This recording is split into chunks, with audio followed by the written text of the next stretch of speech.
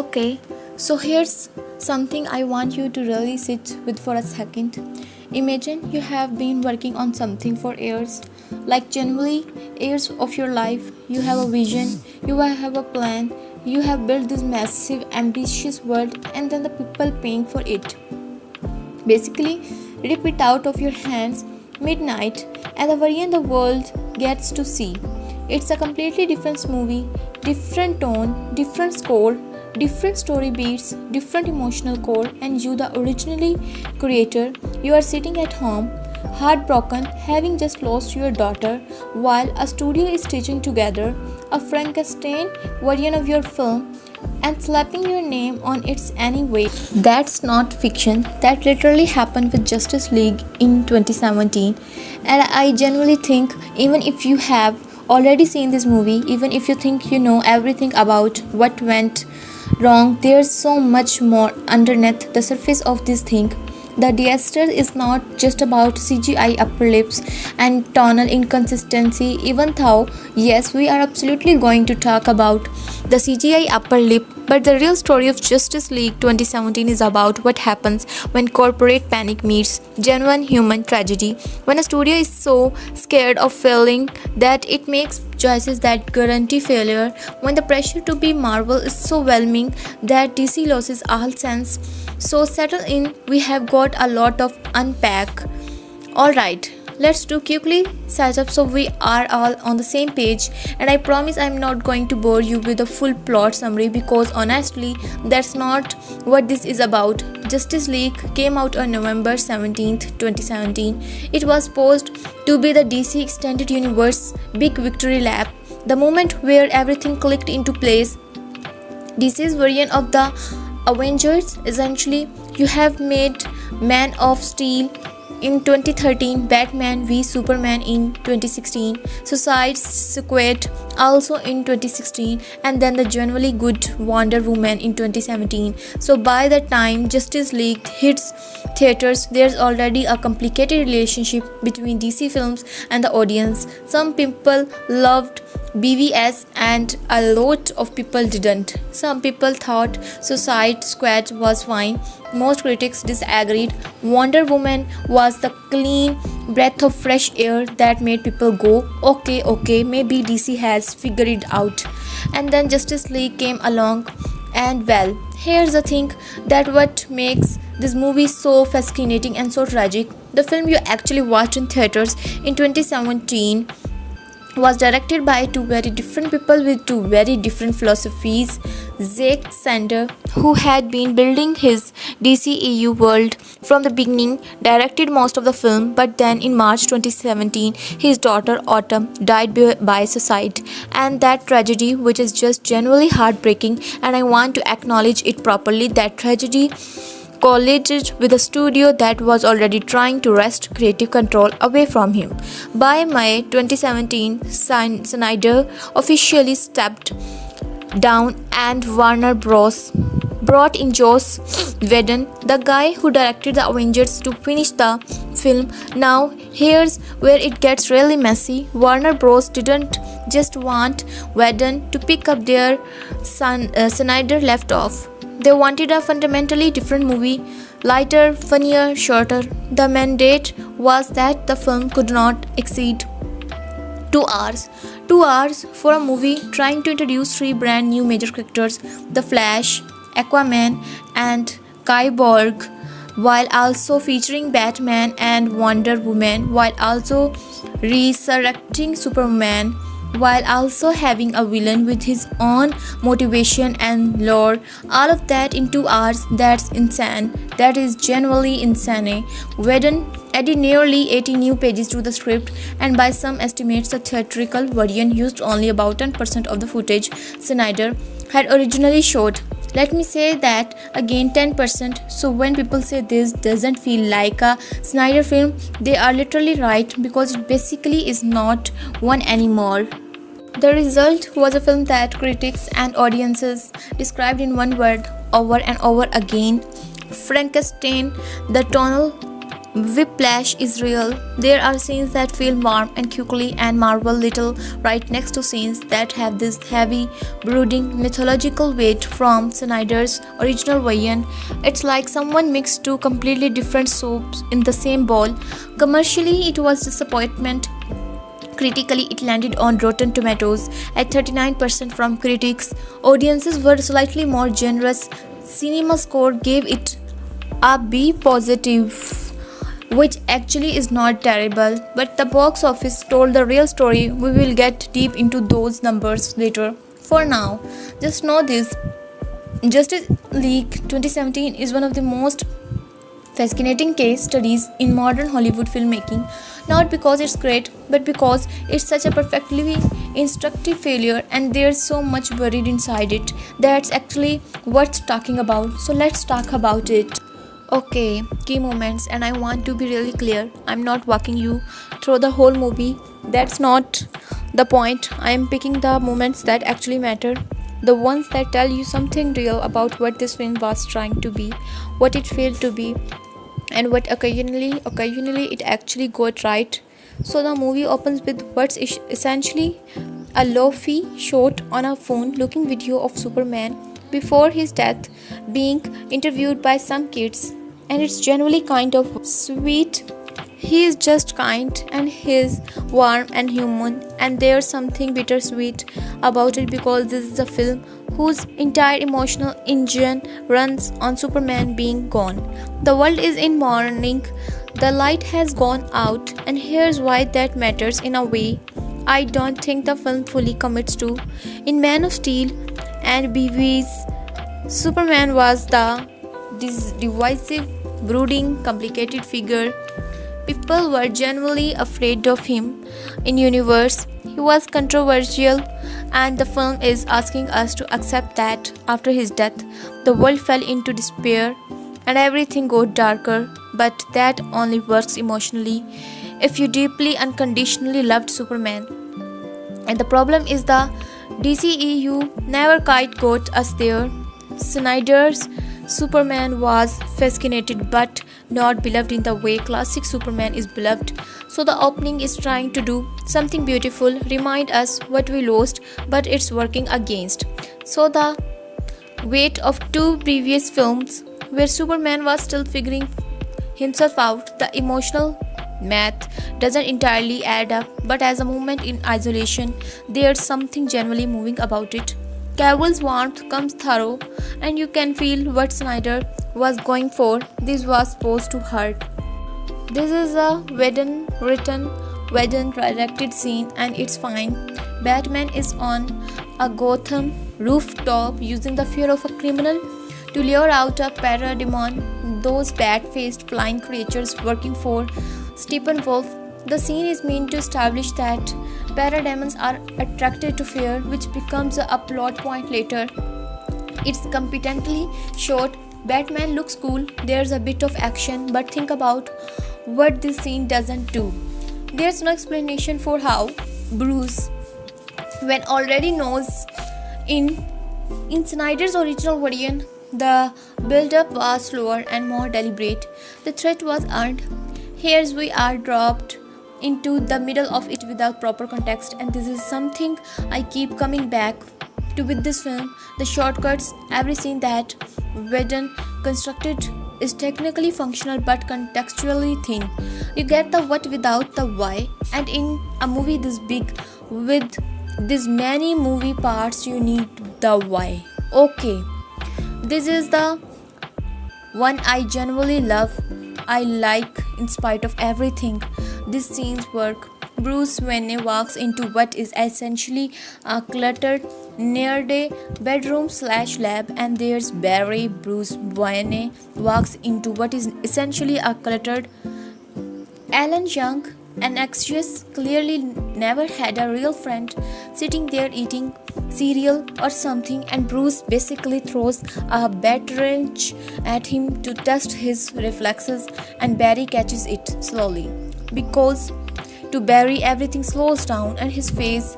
Ezra Miller is doing something really interesting here. It's not just surprise, it's this moment of oh, someone knows. Someone sees him, someone sought him out because he's been carrying this enormous secret and feeling utterly alone with it. And then Bruce lays out his pitch.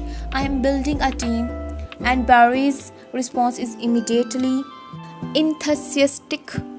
He doesn't ask why, he doesn't ask what the threat is, he doesn't negotiate, he just says essentially, I am in. I need friends. That's line. I need friends. That is the most honest thing in the entire movie, and it tells you so much about who Barry Allen is. This deeply lonely kid who has extraordinary power and zero community because of the circumstances of his life. His dad is in prison, his world is small, and suddenly this terrifying man in a bat costume is offering him exactly what he's been desperate for. It's beautiful little scene, and it makes you feel genuinely protective of Barry in a way the rest of the film doesn't quite build on. But that moment, real? I want to contrast the Barry scene with the Aquaman recruitment because the difference tells you a lot about this film's tonal inconsistency. Bruce goes to this remote Icelandic fishing village to find Arthur Curry, and Jason Momoa is doing his absolute best. He's charismatic, physical, full of energy, but the scene is weirdly comedic and rushed. Arthur just drinks, has some attitude, throws Bruce line back at him. There's this bit with a knit shawl, and then he just dives into the ocean. That's it. That's his recruitment. Now compare that to the Snyder version of the scene, which takes more time, has more weight, establishes Arthur's complicated relationship with both worlds, human and Atlantean. In the theatrical cut, he is basically a funny, strong guy who eventually shows up, and Momo is so naturally magnetic that he manages to make even this thin version entertaining. But you are watching someone working overtime to fill in characterization that the script didn't bother to provide. Here's my honest opinion. Aquaman is the character who loses the most in this version of the film because the solo Aquaman movie 2018 showed us just how much richness there is in that character's world. And in Justice League 2017, he is essentially the guy who punches things and says cool stuff. That's generally all he gets. Ray Fisher plays Victor Stone, Kyborg, and he's carrying probably the most tragic arc in the entire movie. Victor was a college athlete whose life was destroyed in a car accident. His father, Silas, a scientist, used alien technology, specifically a mother box, to rebuild Victor's body. Now he is more machine than man, and he has absolutely no idea what he is capable of or where his limits are. And there's this moment, Kite and Small, where you see Victor watching a video of himself playing football, just watching who is he used to be, the person that accident took from him, and it's devastating in the way that real loss is devastating, not dramatic, just hollow. He is looking at a version of himself that's gone. Ray Fisher deserves so much more in this film by multiple accounts, including Fisher's own very public statements that came out years later. His character's arc was significantly gutted. In Snyder's version, Victor was reportedly the emotional center of the film, the god of technology, the character whose journey from self-rejection to self-acceptance was the spine of the whole story in what we get. He is the tech guy who interfaces with the mother boxes and occasionally has an angusty expression, and you can feel it. You can feel the absence. There are scenes where Cyborg does something visually interesting and you are left thinking there's supposed to be more here, is not there. This is supposed to mean something deeper. Okay, let's talk about the Superman resurrection scene because it is simultaneously one of the most important things the movie does and also one of its most chaotic moments. The team digs up Clark Kent's body. They bring him to the Kryptonian ship. They use a mother box to reanimate him and it works, but not cleanly. Superman wakes up confused, disoriented, memory scrambled. And here's where the theatrical version makes a choice that I think this is a mistake. It plays for laughs. Superman waking up is partially treated as funny. He says, "Ichi," when asked how it feels to be back. The Flash falls face first onto Wonder Woman's chest. It's a three-stoked bit inside what should be one of the most emotionally heavy scenes in the film. Because think about it, Superman was dead. Someone who was considered a good among men, a symbol of hope, came back to life. That should feel miraculous and a little terrifying. There should be reverence and maybe some fear. Instead, we get slapstick. And then, this is the part people talk about. Superman doesn't immediately have this full self. He goes feral. There's this genuinely tense sequence where he is fighting the entire Justice League. Ed goes feral. There's this tense sequence where he's fighting the entire Justice League at once and he's winning effortlessly. Superman at full power against Batman, Wonder Woman, Aquaman, Cyborg, and the Flash, and he's looking at them like they are nothing. There's this moment where he looks at Batman and says almost casually, "Does it hurt? Tell me, does it hurt?" And it's chilling. Looks that version of Superman, uncontrolled, powerful, almost threatening. That's interesting, that's a story. But then Lois Lane shows up and he remembers himself and it's over. Resolved too quickly. The CGI in this scene is also, we have to talk about it. Henry Cavill, while filming reshoots for Justice League, had grown a mustache for Mission Impossible Fallout. Paramount wouldn't let him shave it because of their film schedule, so Warner Bros. Had to digitally remove it in post-production, and the result is this bizarre, uncanny valley effect where Superman's upper lip looks like it belongs on a slightly different face. It became genuinely iconic in the worst possible way. It became a meme. It became a symbol of the whole film's chaotic production. Every time you see it, it's a reminder that this film was assembled under duress. It's almost poetic in its awfulness. The climactic battle against Steppenwolf is fine. Visually busy, everyone gets their moment. Wonder Woman does some incredible things. Aquaman is basically a wrecking ball. Flash does his speed thing. Cyborg interfaces with the mother boxes, and the Superman shows up late and turns the whole thing around almost instantly. And that last part is actually kind of a problem because the entire team has been struggling against Steppenwolf throughout the whole movie. He's been beating them, and then Superman comes back and Steppenwolf is suddenly afraid and his own parademons start attacking him. And it all wraps up quite neatly. Here's what I think that communicates, and maybe not entirely by accident. The team without Superman is incomplete. Functional, maybe, capable, sure, but not enough, and that's an interesting choice for a movie about why a team of heroes needs each other. The answer apparently is you really need Superman specifically. What's missing from the final battle, and you can almost sense it ghost, is any real emotional stakes for the individual characters. Nobody grows through this fight. Cyborg doesn't have his breakthrough moment. Aquaman doesn't make peace with his dual identity. Flash doesn't push beyond his fear. They fight, they win, they celebrate, but transformation, almost none. Look, I have to mention these because they actually hint at a movie that never got made. The mid-credit scene is a fun race between Superman and the Flash. It's light, it's charming, it's the kind of thing Marvel does effortlessly and that the DCEU was clearly trying to replicate.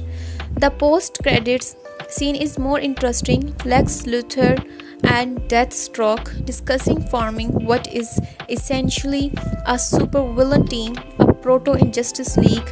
It's a tease for a sequel that never came, and it's worth noting that this scene was rewritten during reshoots. Snyder's original plan for this scene was totally different. He wanted it to set up a much grander, darker story involving Darkseid and a nightmare future. The scene we got is slick and promising and leads absolutely nowhere because the direction the DCEU was heading pivoted completely after Justice League's underwhelming performance. There's something genuinely melancholy about a post-credit scene that promises a future that will never exist. Alright, let's go deep on the characters because this is where things get really interesting and maybe a little uncomfortable because the theatrical cut of Justice League is a film where the characters are most surface, but even on the surface, if you pay attention, there's psychology bubbling underneath. So let's dig. I want to start with Bruce because he's the most transformed character in this film, and I don't think enough people talk about that. At the start of Batman v Superman, Bruce Wayne is broken. He's been doing this for 20 years. He's seen too much. He's lost faith in everything, in justice, in people, in the idea that any of this matters. He decides to kill Superman because in his paranoia and his damage, it seems like the logical thing to do. He's basically a fascist wrapped in a superhero costume. He does terrible things, he brands criminals, he's lost the plot. And then Superman dies, the very man he was trying to kill dies to save the world, and Bruce has to live with the fact that he almost murdered the most selfless being he would ever encountered. That's not just guilt, that's an identity crisis. Who is Bruce Wayne if his core instinct to distrust, to control, to brutally judge? That instinct was catastrophically wrong. So Justice League picks up with the Bruce who has made a choice, a real choice. He is choosing to believe, choosing to hope, and the evidence of that is in every recruitment conversation he has. He's reaching out, he's building, he's the one saying we need a team when he's historically been the most lone wolf character in DC mythology. And here's the thing that hits me about Batman in this film. He openly admits he's not enough. There's this line, and it's one of the better ones in the movie, where he tells Diana that Superman lived in the real world, got a job, fell in love, he made the choice to be human, even though he was a god. And Bruce says that makes Superman more human than he's ever been. This is Batman, the world's greatest detective, the most prepared man alive, essentially saying, I know my limitations, I know what I can't be. That is massive character growth, massive. But, and this is important, the film doesn't quite trust this growth. Ben Affleck looks tired throughout, not in a character way, in an I am exhausted and I don't want to be here way, which by all accounts is accurate. Affleck has since spoken candidly about how Justice League was one of the worst experiences of his professional life, and you can feel it. The performance is technically there, but there's no spark, no fire, and for a character whose whole arc is supposed to be about rediscovering hope, the lack of energy in the performance is its own kind of tragic irony. Wonder Woman is fascinating in this film because she's at this very specific inflection point in her character journey. After the events of her also solo film set in the World War, Diana spent nearly a century watching from the shadows. She had this beautiful heartbreaking love story with Steve Trevor, lost him, and then just withdrew. She was afraid, not physically, she's basically invincible, but emotionally, she didn't want to attach herself to a world that would keep losing the people she loved. And the theatrical cut actually does a decent job of hinting at this wound, even if it doesn't go as deep as it should. There's this dynamic between her and Bruce where he's pushing her to step up, to lead, to be visible, and she resists because leading means caring. Caring means risking loss again. Gal Gadot is genuinely wonderful in this role, no pun intended.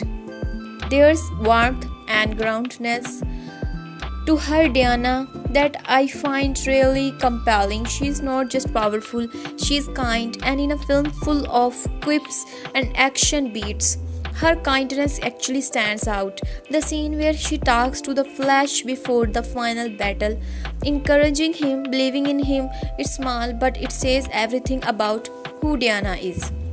She sees people, she takes them seriously, she doesn't treat Barry like the rookie.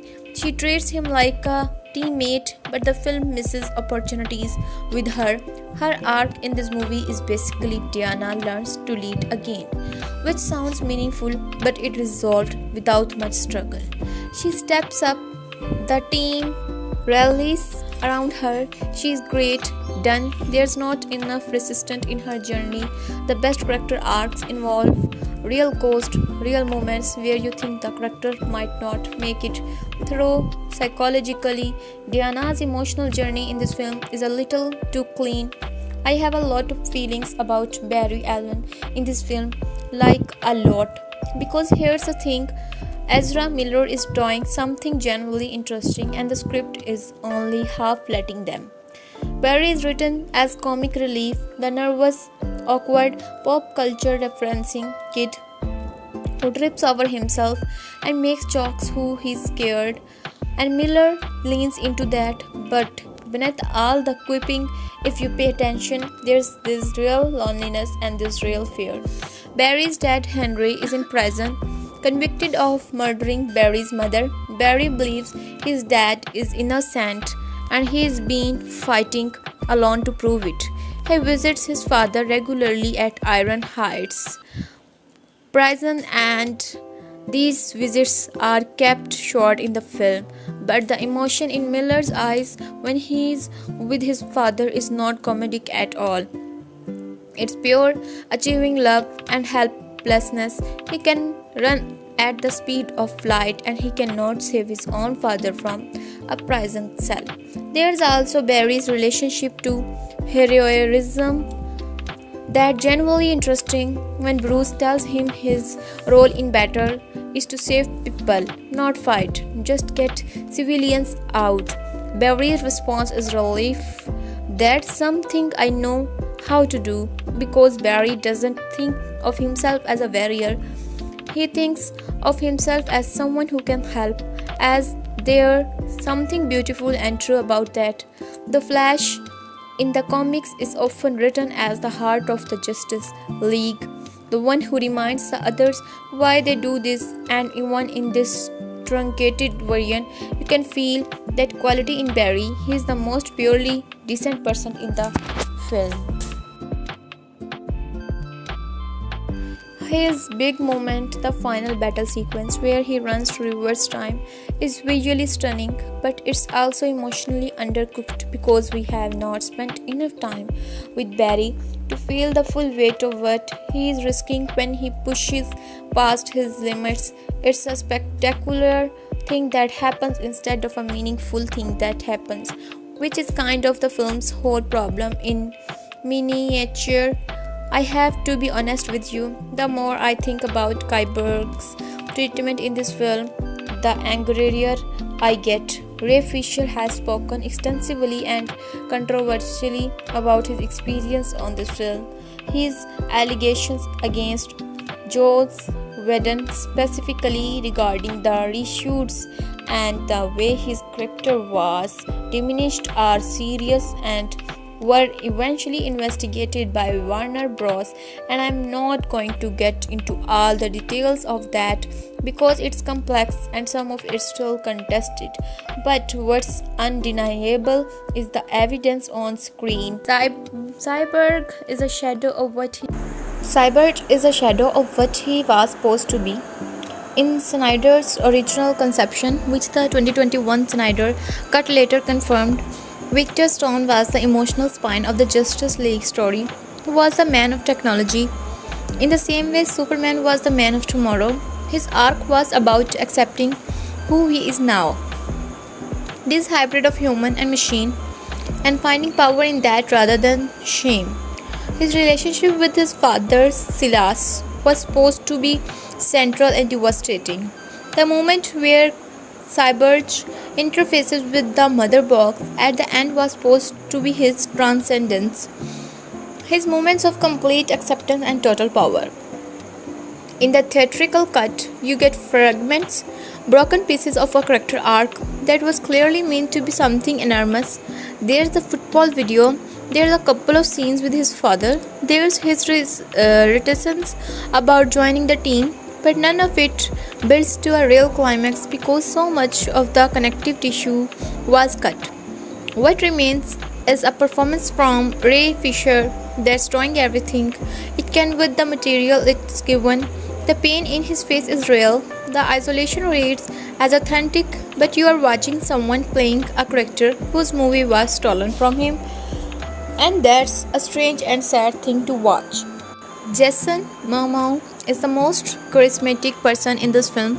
Full stop. He has this rock star energy that just radiates off the screen, and the character of Aquaman in Momoa's hand is this gruff, whiskey drinking, tattooed dude who doesn't want to be a king and doesn't want to be a hero and would honestly just prefer to be left alone, which is on paper a really interesting character for a Justice League movie.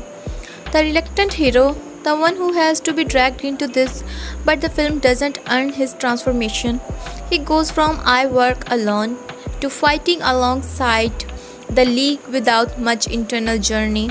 The emotional beats that were supposed to explain his conflict, his complicated relationship with both the surface world and Atlantis, his sense of not belonging anywhere, they are gestured at but never explored. The lasso scene where Wonder Woman's lasso of truth catches Aquaman and he starts involuntarily confessing his feelings is played for comedy. He admits he finds Mera to be gorgeous, he's afraid, he's scared of failing, and it gets laugh. But that involuntary vulnerability is also maybe the most honest Aquaman moment in the whole film. And then it's gone because it was designed to be a gag, not a character beat. Arthur Curry deserved better, he gets it later in his own solo movie, but here, he is the funny strong guy who rides an explosion and drinks scotch. Oh man, Stephen Wolf. Let's talk about Stephen Wolf because he is the perfect embodiment of everything that went wrong with this film's approach to its story. In Snyder's version, which we know from the Snyder Cut, Stephen Wolf had real motivation. He was not just an evil guy who wants power. He had been cast out of Apocalypse, banished by Darkseid himself for some kind of transgression, and his obsession with conquering Earth and gathering the mother boxes was his desperate bid for redemption. He was trying to prove himself worthy of returning home. That's a genuinely interesting villain motivation. It's not just conquest, it's shame, it's the need to be accepted back. In the theatrical cut, that's all gone. Stephen Wolf wants to conquer Earth because he is the bad guy. That's it. His CG redesign also makes him look considerably less intimidating. In Snyder's version, he had a more distinctive, almost majestic quality. In Whedon's cut, he looks like a video game post from about 2020 2012, and the result is a villain who generates no real menace. He threatens people, he throws the Amazons around, he's physically powerful, but there's no psychological tension with him. He's not interesting enough to fear, and in a superhero movie, the villain's quality directly determines the stakes. When your villain is thin, your climax is thin, and the climax of this film is pretty thin. Superman's return is the movie's big emotional event, and there's something there really is, when he shows up in the final battle and Stephen Wolf suddenly goes pale, when the parademons turns on their own master because they sense his fear. That's viscerally satisfying. It's a moment the movie was building to. But here's my issue with Superman in this film. The theatrical variant tries to make him immediately warm, immediately the classic golden boy Superman everyone loves. After two films of complicated, brooding complicated Clark Kent, he resurfaces from death as charming, quippy, perfectly adjusted. He says, "I'm feeling itchy" with a grin. He has this easy chemistry with Lois. I understand why the film made this choice. The backlash against dark, conflicted Superman was real and loud. Whedon and the studio were responding to audience criticism, but the result is that Superman characterization feels inconsistent with his arc in the previous films. He went from "what is my place in this world" to "hey everyone, I'm back and everything's great" without any of the emotional processing that would make that transition feel earned. Henry Cavill is a genuinely excellent Superman. He has the look, the warmth, the quiet authority, and you can see him trying to create something real in these scenes. But he's working against a script that doesn't know what to do with Clark Kent post resurrection, so it just makes him fine, normal, happy. When Superman deserves to be miraculous, alright, let's talk about the stuff that's underneath the surface, because even in a film this compromised, there are themes and symbols and ideas worth exploring. Some of them are intentional, some of them are kind of accidental, and some of them are genuinely profound once you start looking. The word hope gets used in DC films a lot. It's on Superman's chest, it's in the marketing, it's in the critical discourse, but Justice League 2017 is specifically interested in hope as something you have to actively decide to embrace, not something that just happens to you. Think about every character's starting position in this film. Bruce Wayne has been cynical for decades and now is choosing to believe. Diana has been hiding herself away and now is choosing to engage. Arthur refuses to acknowledge his responsibilities and now must choose to accept them. Barry has been operating alone in fear and now chooses community. Victor is rejecting his new existence and now must choose to accept himself. They are all making the same fundamental choice to stop running from what they are and what the world needs from them. And even the world's reaction to Superman's death is framed this way. The opening montage of the film shows a world growing darker, meaner, more fearful. Crime is up, tensions are rising, hatred is spreading, and the film frames all of this as a consequence of world losing its symbol of hope. Without that external reminder that goodness is possible, people stop believing in it themselves. Now, you might think that's a bit simplistic, like surely society's problems are more complex than the alien hero died. And yes, obviously, but as mythological storytelling, it's actually a really interesting idea. The argument that symbols matter, that what we point to as aspirational shapes how we behave, that when we lose the idea of hope, even just an idea, even just a symbol, something inside us collectively breaks. That's not a shallow thought, that's genuinely meaningful, and it's one of the things the theatrical cut actually managed to preserve from Snyder's version.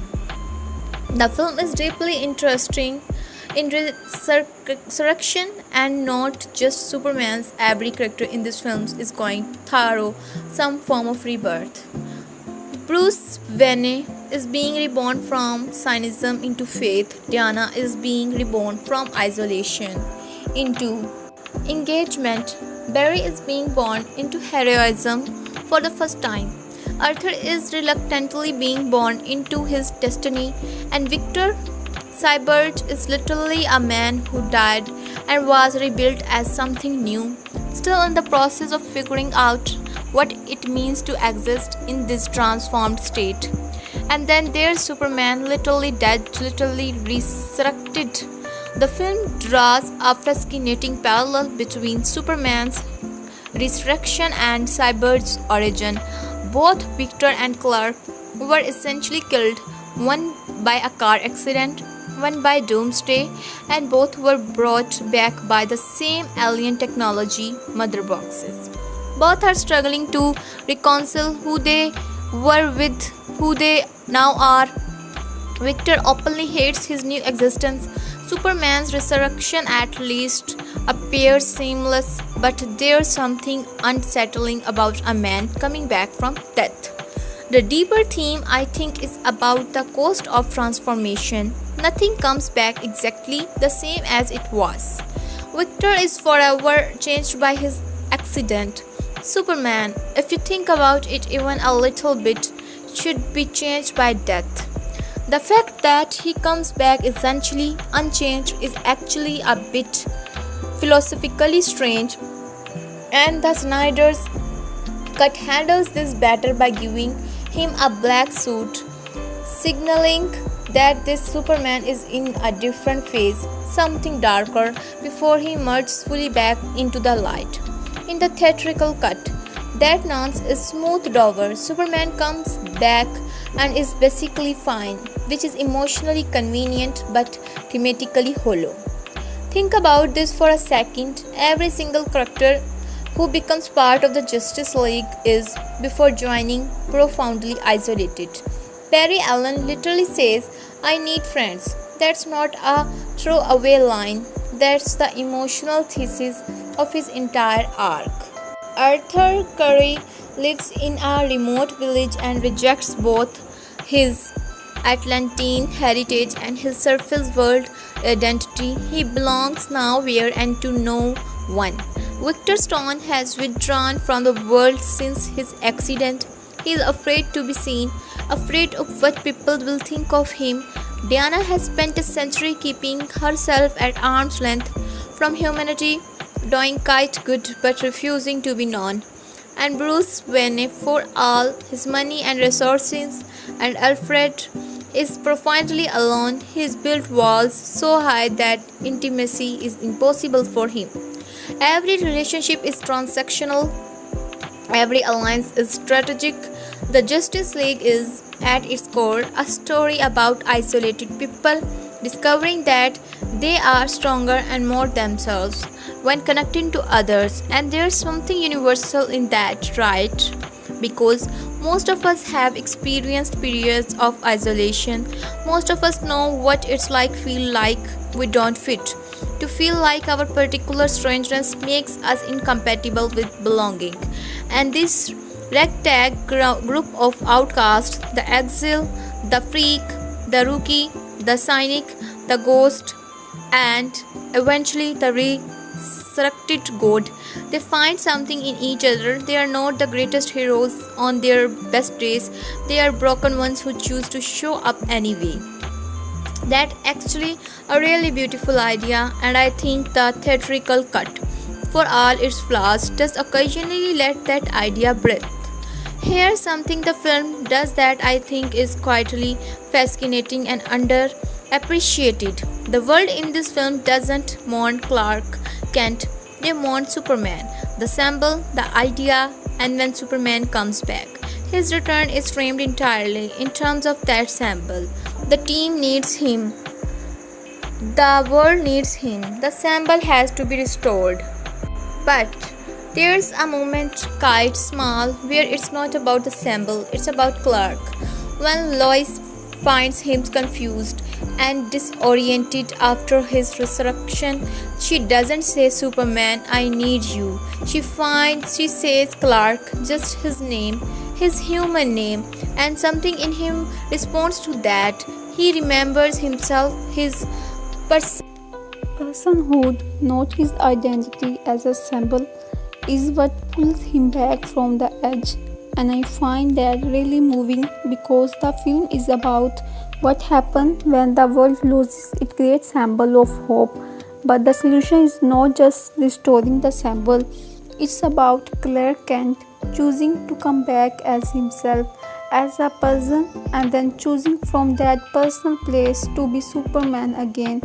This line in the theatrical cut, actually one of the best lines in the film, where Bruce explained to Diana why Superman matters specifically. He chose to live among ordinary humans. He chose a job. He chose love. He chose the mundane reality of being a person when he did not have to. And that choice is what makes him more extraordinary than any power. That's Cinder's vision of Superman in a nutshell. And it's generally profound, and it's buried in a film full of cubes and CGI chores, but it's there. Okay, this one is more of a cool detail than a deep theme, but I love it too much not to mention it.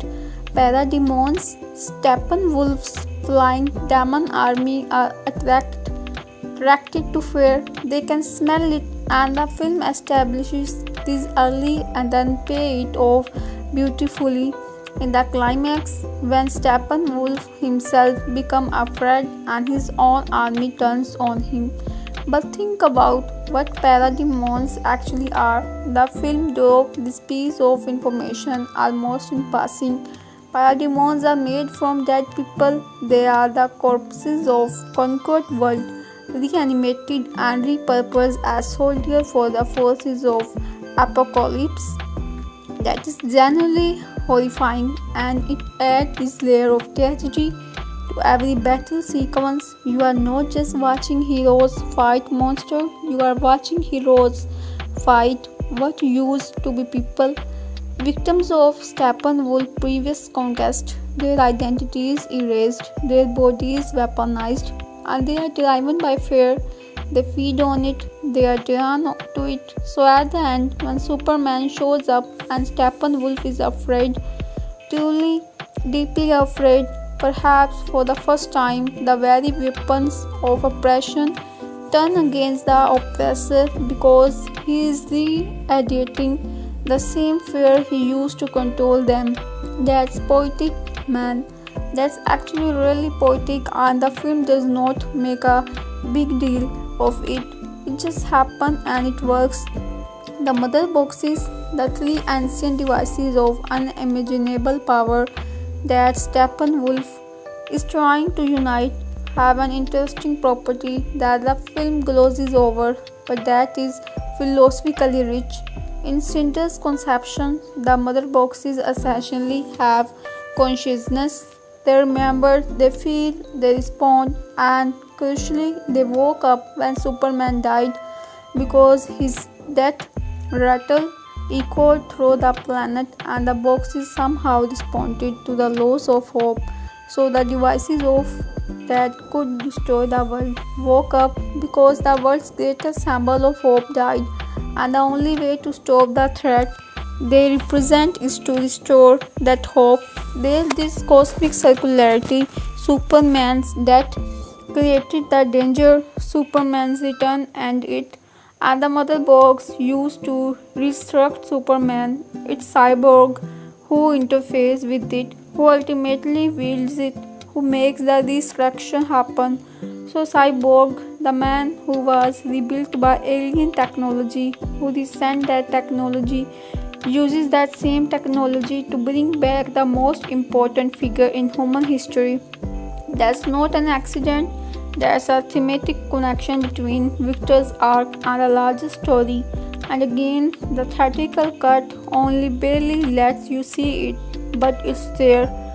Alright, so now I want to step back from the film itself and talk about what Justice League is actually saying about the world we live in. Because superhero movies, the good ones, the meaningful ones, are always about something beyond the screen. They are always a metaphor for something real. And Justice 17, even in its broken, compromised state, has things to say. The film opens with the world that's literally getting darker after Superman's death. Crime is rising, people are meaner to each other, there's this pervasive sense of hopelessness. I want to take that seriously for a moment because I think it reflects something real about how society works. We have symbols, we have figures, sometimes real, sometimes mythological, that we point to as proof that goodness is possible, that heroism exists, that the world is worth fighting for. And when those figures fall, when they die, when they are disgraced, when they disappoint us, there is a collective deflation that happens, a kind of grief that is not just personal but cultural. Think about any moment in your life or in recent history where a figure you admired fell from grace or died. Think about how it affected you. Not just the sadness, but the scary fact, the questioning if they were fallible, if they are gone, if even the best among us can be taken away, then what does that mean? What do we point to now? That's not a small thing. That's how cult form. That's how authoritarianism takes root in the vacuum of collapse symbols. When people lose their sources of hope, they become desperate for anything that offers certainty, even if it's destructive certainty, even if it's the certainty of hatred or tribalism or violence. Justice League's answer to that is the symbol matters, but it cannot be just one person. One symbol is too fragile, one person can die, but a league, a team, a community of different stand and different perspective, that's harder to kill, that's more resilient, and that's why it has to be a team, not a savior, a community of saviors. We talked earlier about how every member of the Justice League starts from a place of profound isolation, and I want to sit with that because it's incredibly resonant right now. We live in a moment of profound social disconnection. This is not anecdote. The data consistently show that rates of loneliness, especially among young people, have been rising dramatically. People have hundreds of social media connections and feel profoundly alone.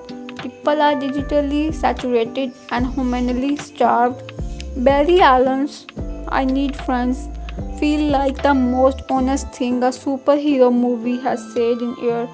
Because how many of us, if we are being really honest, feel that how many of us have extraordinary things about ourselves, gifts and capabilities that we carry completely alone because we have not found our people yet. And the film's argument is that you don't wait for the perfect condition to connect.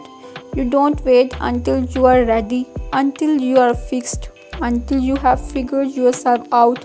You show up imperfect, scared, still becoming, and you find you are terrible anyway. The Justice League is not assembled because everyone's at their best. They are assembled because the world needs them before they are ready. That's advice that hits differently than a motivational poster because it's specifically saying you don't have to have it all together, you just have to show up. Okay, now let's get real about something uncomfortable. Justice League 2017 is not just a movie with production problems, it's a cautionary tale about what happens when corporate fear overrides artistic vision, when executives who are terrified of their own bottom line start making creative decisions that should be made by artists. Warner Bros. Panicked after BVS got divisive reviews. They panicked after Suicide Squad underperformed critically. They saw what Marvel was doing, lighter, funnier, crowd pleasing, and they decided DC needed to be more like that. And instead of trusting the process, instead of letting their vision develop, they essentially hijacked a film mid production and forced a transformation that satisfied no one. Even Warner Bros. Executives anonymously quoted later admitted the final product was a mess. One unnamed executive called it a piece of shit their words. The studio did not even like what it had made, but they were committed to the release date. They were committed to the 2 hours mandate. They were committed to a version of DC that they thought would compete with Marvel in the short term, even if it destroyed the long term vision they had been building. And there is a real world lesson here about institutional decision making. When organizations prioritize short term optics over long term integrity, they almost always end up with neither Warner Bros. Tried to avoid the risk of another divisive cinder film and ended up with a film that was both commercially disappointing and critically weak and artistically compromised. The braver choice would have been to let Cinder finish his film, even if it was going to be dark and weird and mythological and 4 hours long. At least it would have been something, at least it would have had coherence and vision. Instead, they gave the world a product that satisfied the requirements of no one. That's a lesson that extends way beyond filmmaking in any creative endeavor, in business, in art, in education. When fear drives decision, the result is usually mediocrity, not safety. I don't want to skip over this lightly.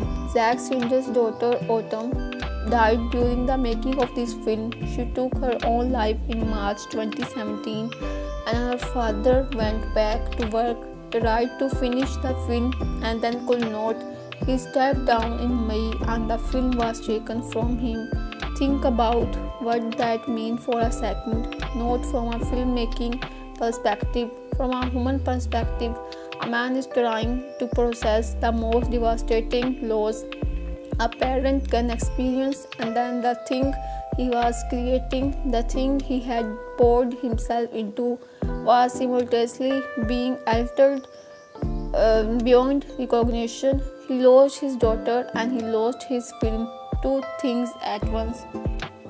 And years later, when Warner Bros. Finally released his version of Justice League, Snyder said something in interviews that I find deeply moving. He said making the Snyder cut was a kind of healing, that finishing the film on his own terms helped him process his grief in some way, that Autumn was still present in the film for him. Justice League is in ways that are hard to quantify, a film made in the shadow of grief, and that matters because Snyder's original vision, the epic mythological operatic scope of it, carries a weight that feels connected to loss.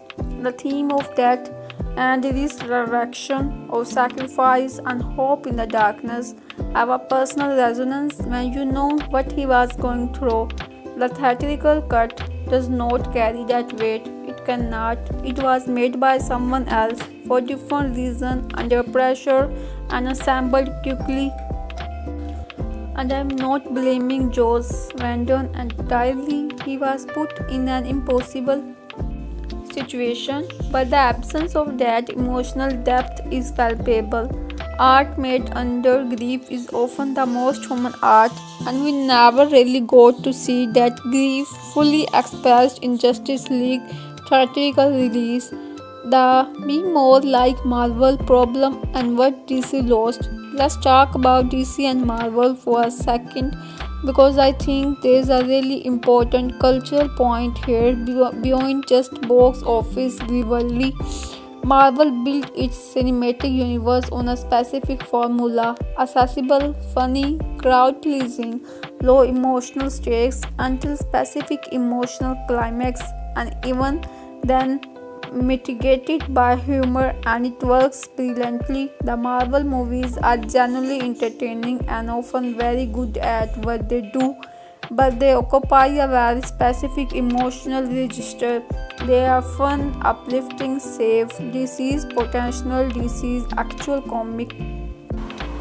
comics legacy has always been something different, darker, more mythological, more concerned with what it actually means to have god-like power in a flawed world. Frank Miller's Batman is not fun. Alan Moore's Superman stories are more uplifting. DC, at its best, restless, with questions of power and identity and morality in ways that are genuinely challenging. Schroeder understood that his Superman, even when people did not like it, was engaging with those questions. Who is Superman in a world that fears him? What does it mean to be powerful and responsible? What is the cost of being a symbol? When Warner Bros. Said, be more like Marvel, they were not just asking for more jokes, they were asking DC to abandon its own identity, to compete on Marvel's terms in Marvel's land, and you cannot win that competition by copying someone else's approach. You win it by being better at what you do than anyone else can be. And by trying to Marvel, DC gave up what made DC interesting. The result was something that was neither as fun as Marvel nor as meaningful as Cinder's vision. It was stuck between two identities, belonging fully to neither. There is a lesson here about authenticity that goes beyond movies, trying to be someone else, competing on someone else's terms, abandoning your own distinctive quality to chase popularity. It almost never works, and when it does not work, you have lost twice. You fail to win the competition A and D. You lose yourself in the process. The film's central event is Superman's resurrection. I keep coming back to that as a metaphor that has real world weight. Coming back after loss, after failure, after grief, after a period of darkness. Everyone who's been through something major, a breakup, a job loss, a death, a period of depression, knows what it's like to try to come back, to try to be who you were before, or to figure out who you are now. And there's this question that haunts every comeback: can you really go back, or do you have to become something new? Superman Destruction in the theatrical cut answered that question in the most optimistic way possible. Yes, you can come back, you can be what you were, you can restore the hope, and there is comfort in that answer. But the Cinder Cut's answer is more complicated and more interesting. You come back, but you are changed. The black suit is not just a visual choice, it's a statement. You have been through something. You are different, you are working toward the light again, but from a darker starting point, and that journey, that transition from darkness back to hope, that's where the real story is. The theatrical cut skipped that story. It wants the payoff without the struggle, and as a result, Superman's return feels like wish fulfillment rather than earned triumph. We talk about the parademons being attracted to fear. Let's zoom out on that. The entire purchase of Steppenwolf's invasion is built on fear. He comes to world, terrorize them, harvest their fear. The parademons thrive on it, and it's only when the fear stops, when the heroes refuse to be afraid, when Steppenwolf himself becomes afraid, that the entire system collapses. That's a really direct political metaphor that I don't think gets enough attention. Authoritarian system, oppressive system of control, they run on fear. The moment of people stop being afraid, The moment they stop complying because of terror, the system loses its power. It doesn't matter how powerful the oppressor is, if enough people stop being afraid simultaneously, the Justice League wins not by being stronger than Steppenwolf. They lose to him repeatedly in direct combat. They win because they refuse to be afraid, and their refusal spreads, and eventually Steppenwolf becomes the fearful one. The weapon turns against the wielder. You can apply that to any situation where power maintains itself through intimidation. History is full of examples, and here's a superhero movie quietly making that argument in the middle of a CGI battle sequence. Alright, let's compare Justice League 2017 in the context of its franchise predecessors and what came after.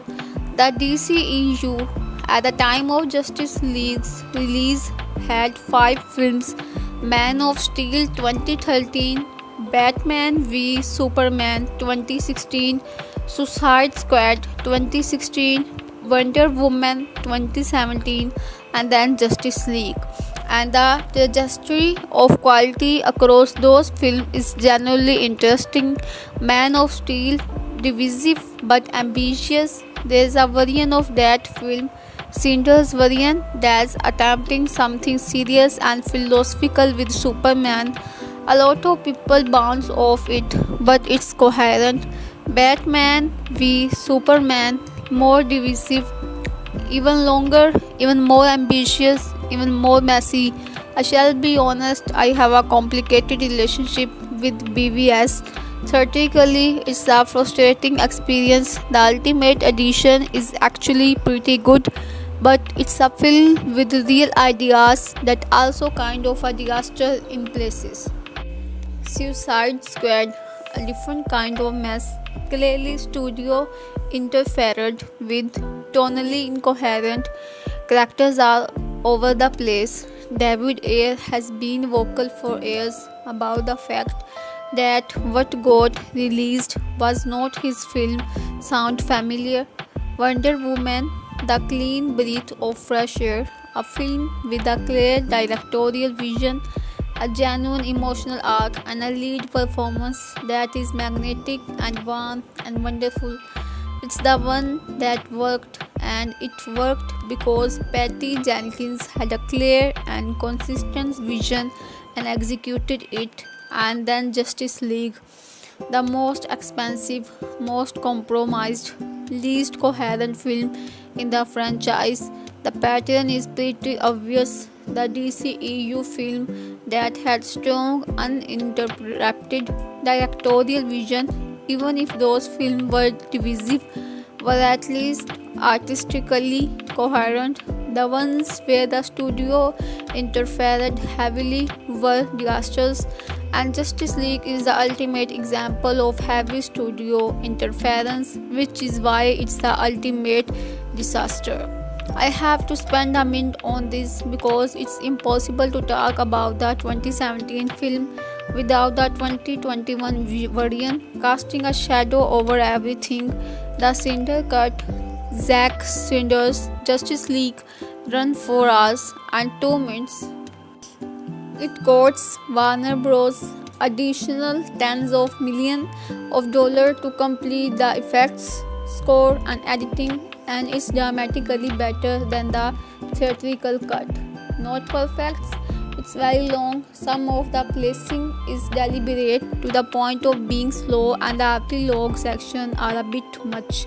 But it's coherent. The characters have arc. Cyborg is the emotional heart he was supposed to be. Steppenwolf has a real motivation. The action is consequential. The themes are developed.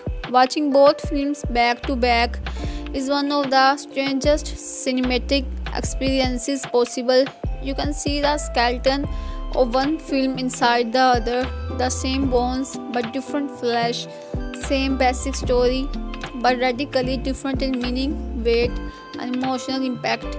The Snyder Cut, vindicated something. Snyder's vision was genuinely interesting.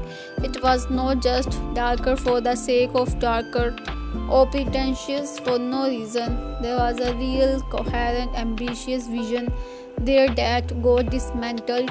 But here's what I shall also say, and this might be controversial: the Snyder Cut's existence partially excuses Warner Bros. Interference in a way that should not be excused, because the defense they now make is, well, you can watch the director's cut, but for years the theatrical cut was the only Justice League, and millions of people saw that variant and formed their opinion of these characters and this world based on that variant. The damage was done. The DCEU's trajectory was already altered by the time the Snyder Cut came out. The universe it was building toward was already abandoned. You cannot put the toothpaste back in the tube. The comparison is unavoidable. Both are superheroes team up film, assembling an ensemble of characters from individual film. Both involve an alien invasion threat. Both lead to massive CGI battles in a major city, but the films are philosophically quite different. The Avengers knows exactly what it wants to be: entertaining, fun, crowd pleasing. The Verdun formula: banter, character friction, action, humor, banter again. It's executed with precision and confidence, and the film had 5 films of character development to draw on. We knew Tony Stark, we knew Steve Rogers, we knew Thor and Bruce and Natasha and Clint. They had been established. The team up was a payoff. Justice League was trying to do the team up while still establishing 3 of 6 members, and it was doing it in 2 hours. The Avengers had 143 minutes and characters we already knew. Justice League had 120 minutes and 3 characters audience were meeting for the first time. That's just structurally impossible, and it shows. The Avengers is the better film. It's not close, but I had argued that the ambition of what Justice League was supposed to be, which we can see in the Snyder Cut, is actually more interesting than the Avengers. More mythological, more concerned with meaning, less crowd pleasing, but potentially more lasting. We never got to find out, but the potential was there. After Justice League, DC as a franchise pivoted away from Snyder's connected universe towards standalone film. Aquaman 2018 was huge, a genuine blockbuster. Shazam 2019 was charming. Wonder Woman 1984 2020 was disappointing. The Flash 2023 had massive behind-the-scene problem, and then James Gunn came in to reboot the whole thing with a fresh start. What improved? Individual character films got more breathing room, more creative freedom. Directors were given clearer mandates without constant second guessing. The tone diversified. What got was the connected universe concept basically died with Justice League. The sense of a shared world, which was one of the genuinely exciting things about the early DCEU, evaporated. Every film became its own island, and that's loss that Justice League directly caused. The failure of the team-up film poisoned the idea of DC's shared universe so thoroughly that the studio gave up on building one. Instead of fixing what went wrong, they essentially abandoned the concept, which is honestly a shame. Let's talk numbers, because the financial story of Justice League is just as interesting as the artistic one. The production budget for Justice League is officially reported at around $300 million. That is an absolutely staggering number. For context, the Avengers, which was similarly ambitious, had a budget of roughly $220 million.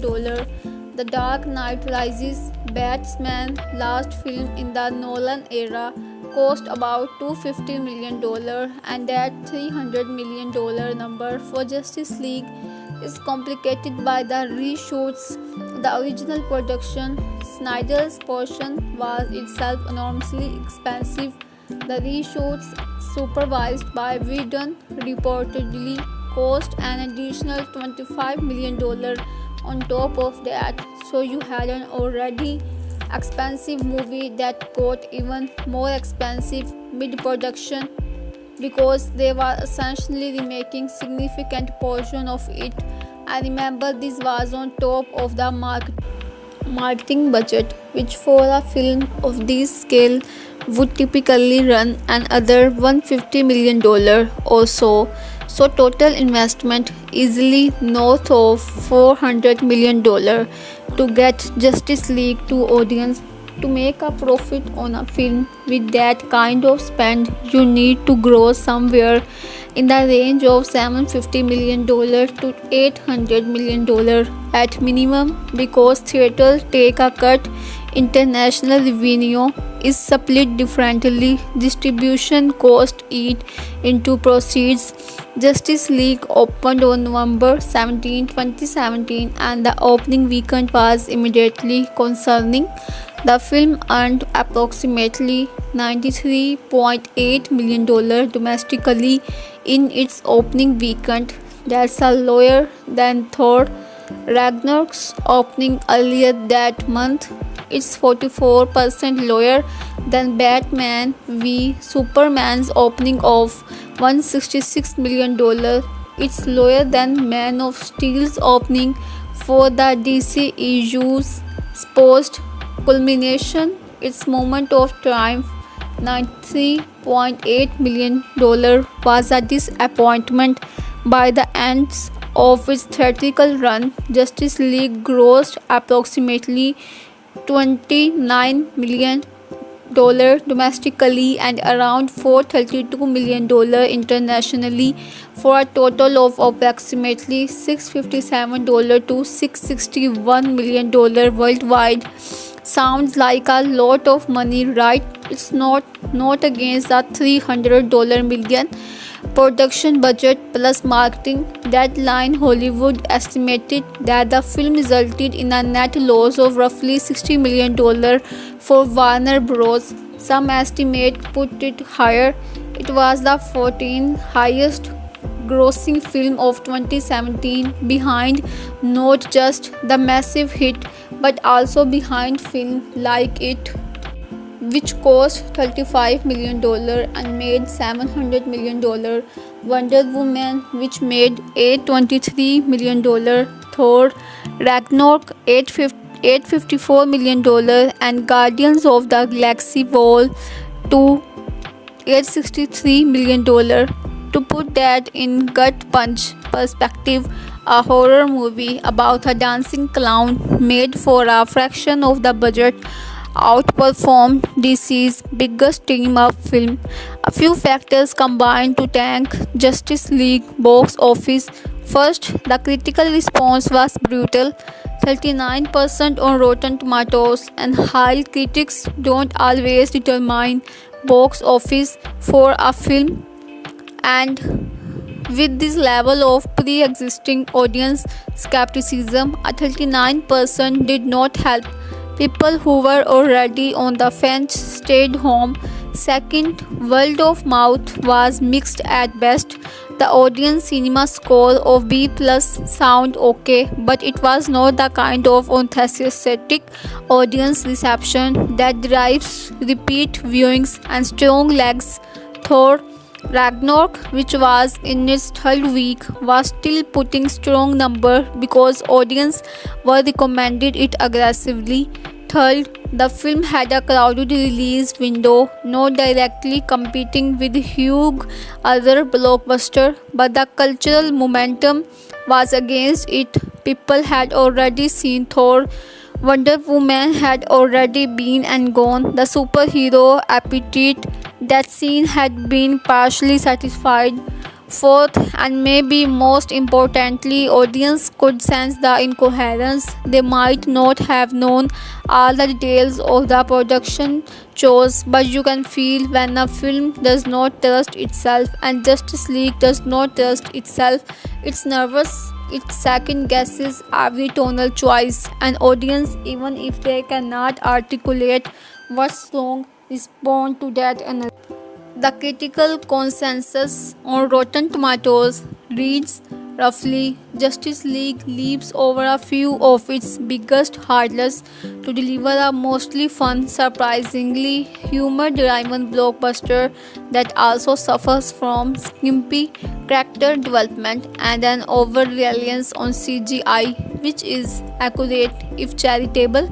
The most interesting reviews were the ones that dug deeper. Several critics noted that the film felt like two different movies stitched together, which literally it was. The tonal dissonance between Snyder's darker, more mythological sequence and Whedon's lighter, Cooper edition is something even casual viewer noticed. Sarah Stewart at the New York Post gave it 1.5 out of 4 stars and described it as a pointless slell of expensive yet somehow cheap looking CGI. That phrase, expensive yet cheap looking, is the perfect summation of the film's visual problem because the effects budget was enormous, but the rushed post-production schedule mean that many effects look unfinished. The Superman CGI lip removal is the famous example, but there are other instances throughout. Steppenwolf's redesign certain action sequence in the third act where the effects look noticeably rushed.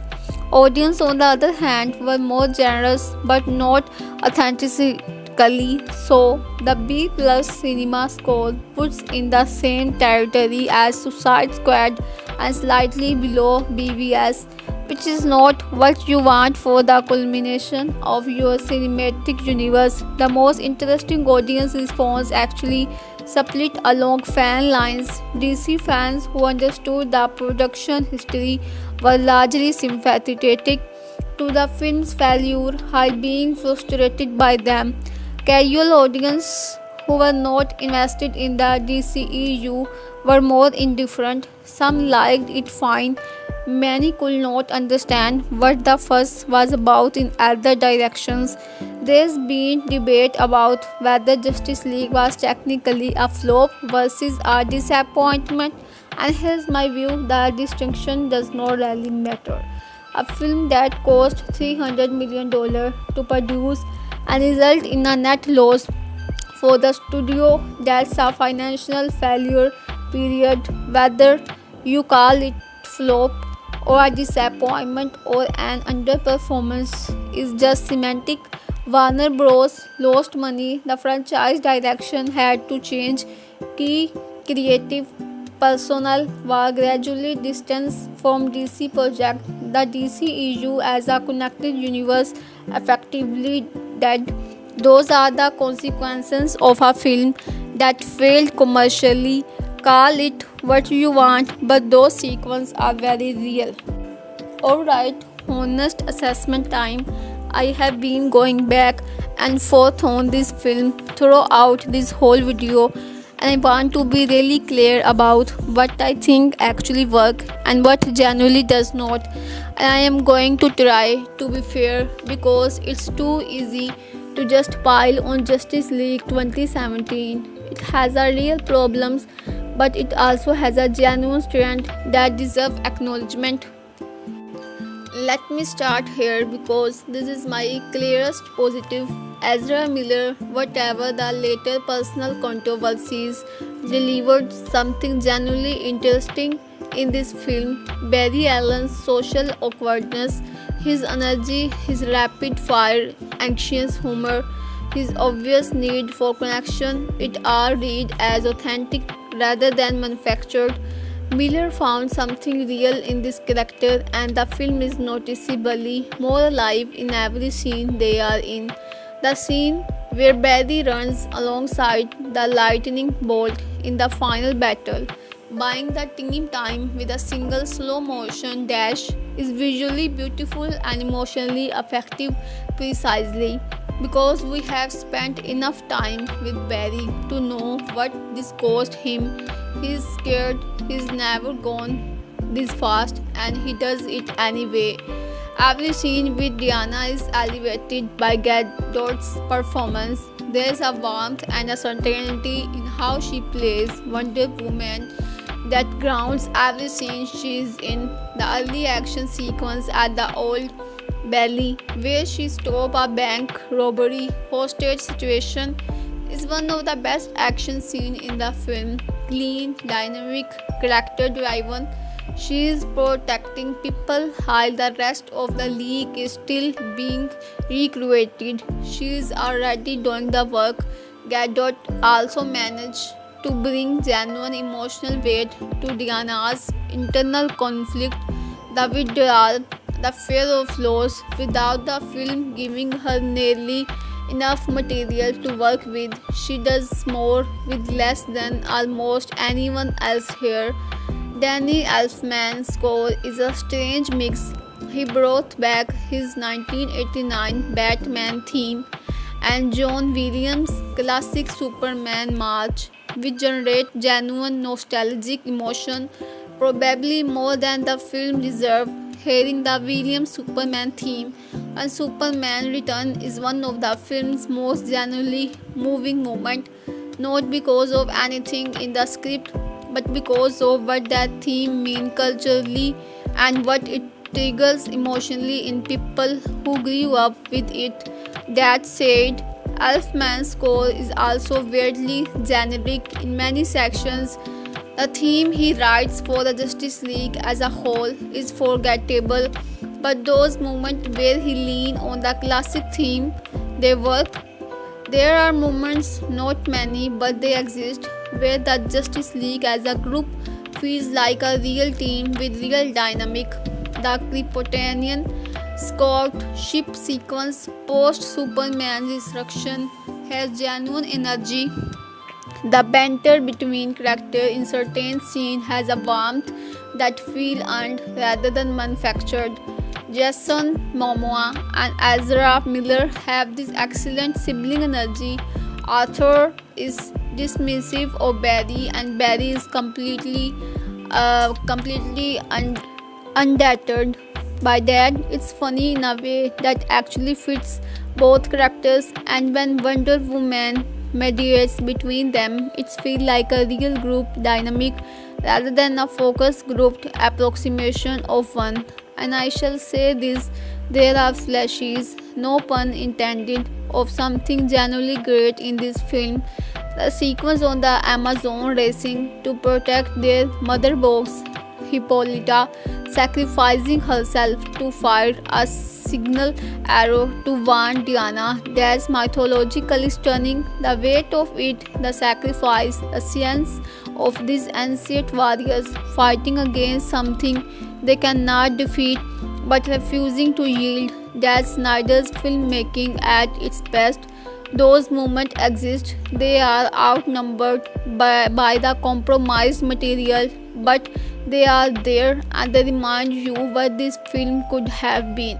I have already talked about this, but I want to be specific here. Steppenwolf, as rendered in the theatrical cut, is among the weakest villains in modern superhero cinema, and that's not because the character concept is weak, it's because the execution strips him of everything interesting.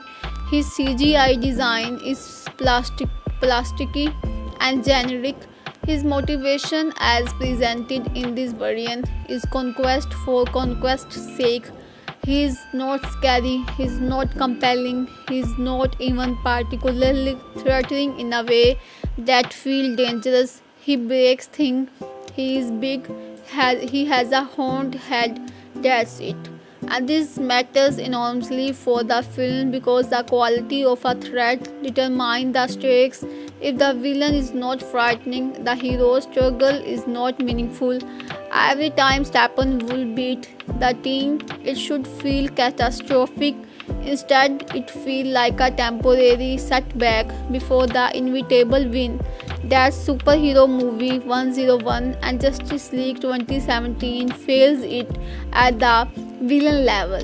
Oh god, the Russian family. Vedant inserted as a plot involving a Russian family living in an evacuated town near the site of Steppenwolf's operation.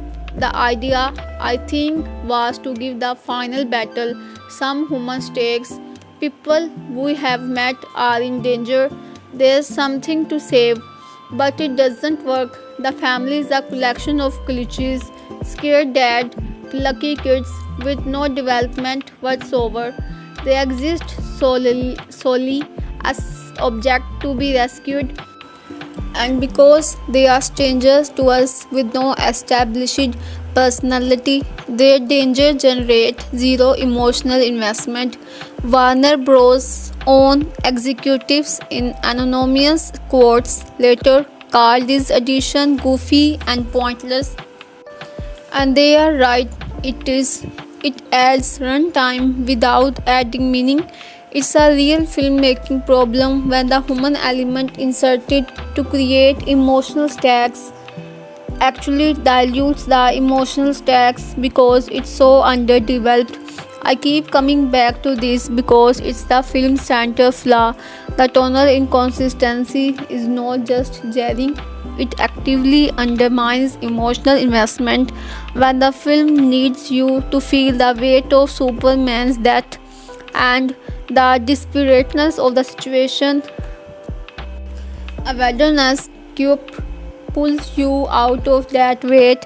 When the film needs you to feel the stakes of the final battle, a bit of slapstick undercut the tension, and when the film wants you to laugh at something, really commit to a comedic beat.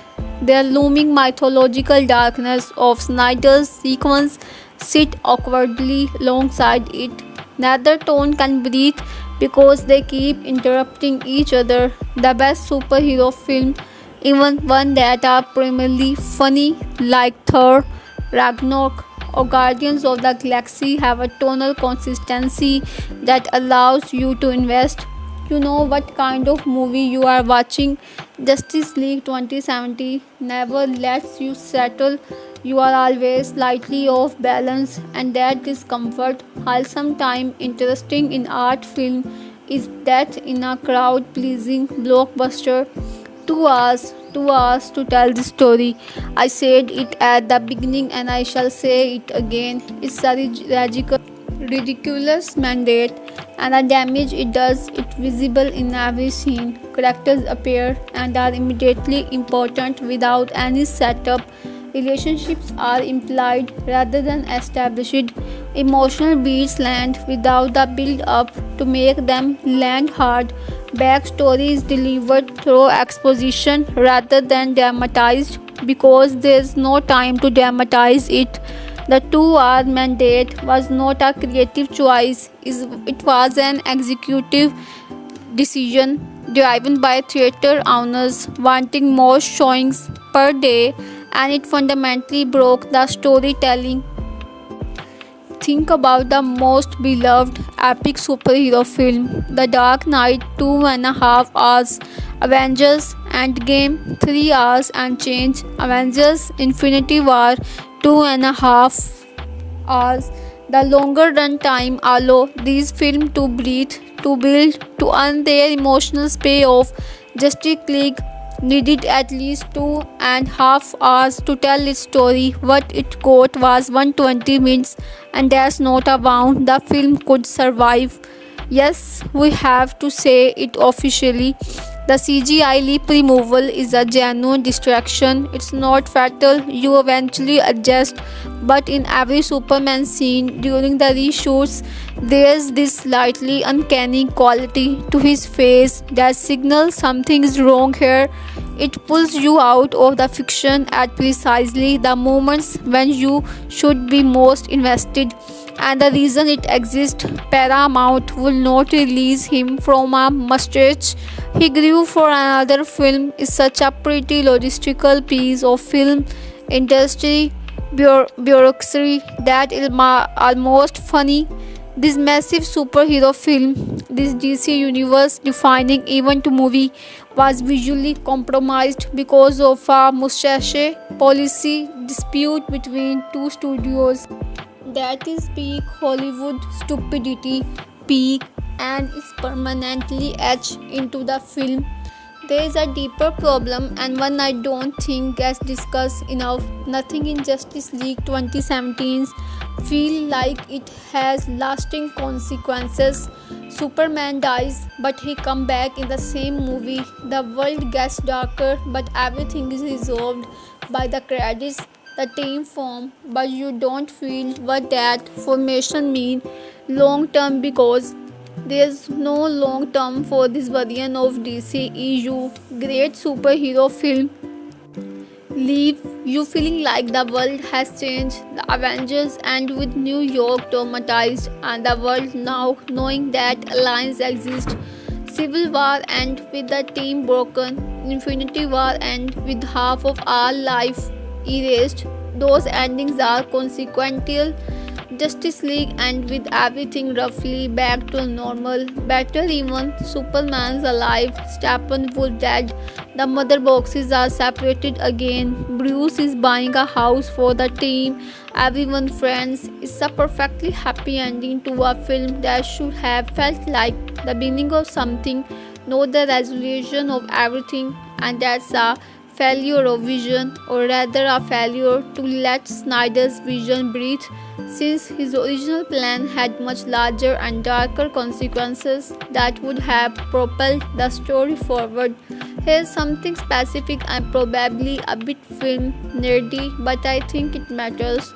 Justice League 2017 looks wrong in a very particular way.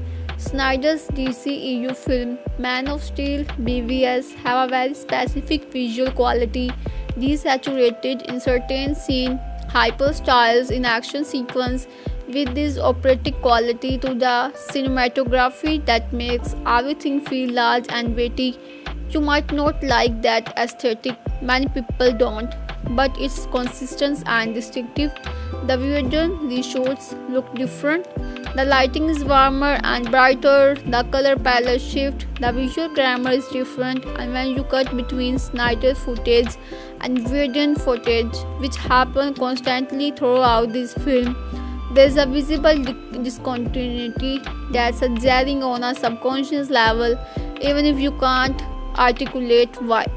Cinematographers and film students can spot these cuts pretty easily. For a general audience, it registers as something being off without knowing what, and that's not great. I want to address this directly by most credible account, including Fisher's own public statement and the subsequent Warner Bros. Investigation. The reshoots under Whedon were a damaging experience for Ray Fisher specifically. Allegations of unprofessional behavior on set, deliberate diminishment of Cyber's role, and a hostile working environment was serious enough that Warner Bros. Commissioned an investigation. Whatever the full detail of what happened on that set, and not everything is public, the evidence on screen is clear. Cyborg's role was significantly reduced and his arc was gutted. And for the character who was supposed to be the emotional heart of the film, that's not a minor creative decision, that's a fundamental failure of the production. Fisher has essentially never worked in a major studio production again after speaking out, and that to say something about the politics of Hollywood, about who gets believed, about what it costs to tell the truth from a position of relative vulnerability. Justice League 2017 is in part a film that carries those costs. Okay, we have been at this for a while, let's bring it home. I started this by asking you to imagine losing something you built for years, And I want to come back to that because after everything we have talked about, the box office number, the CGI costs, the tonal inconsistency, the corporate panic, the genuine tragedy of Snyder's personal life, intersecting with all of this. After all of it, I keep coming back to one central feeling. Justice League 2017 is a film made by a studio that was afraid of failure, afraid of critics, afraid of Marvel, afraid of their own audience, afraid of being different, and all of those fear, every single one of them, manifested in decision that made the very thing they feared most actually happen. They were afraid of the film underperforming, so they changed it and it underperformed spectacularly. They were afraid of divisive Snyder's aesthetic, so they watered them down and got a product that satisfied no one. They were afraid of being too dark, so they injected humor and got humor that felt inappropriate and disconnected. They were afraid of running over 2 hours, a completely arbitrary line, and sacrificed the storytelling coherence that would have made those 2 hours worth it. Alright, that's my full breakdown of Justice League 2017, and I want to hear from you. Where do you land on this? Are you someone who actually enjoyed the theatrical cut, imperfections and all? Did the Snyder cut change how you see this character? Is there something I said that you completely disagree with? Because honestly, and I mean this, the fact that this film generates this much conversation and passion and disagreement is itself telling. You don't argue this hard about movies you don't care about. You don't fight for director's cut of things that mean nothing to you.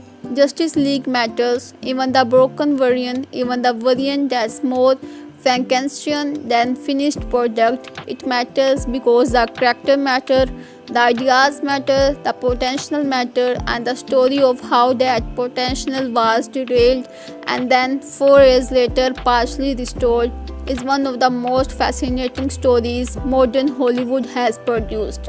Leave your thoughts in the comments. Tell me where I got it wrong. Tell me your favorite moment.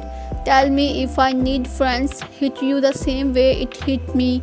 Tell me if you think I was too hard on the film or not hard enough. I shall be back soon with more deep dives like this. If you got this far, honestly thank you. This took a lot to put together and I appreciate every minute you spent with it. Take care of yourself, and hey, we do this together. That's kind of point.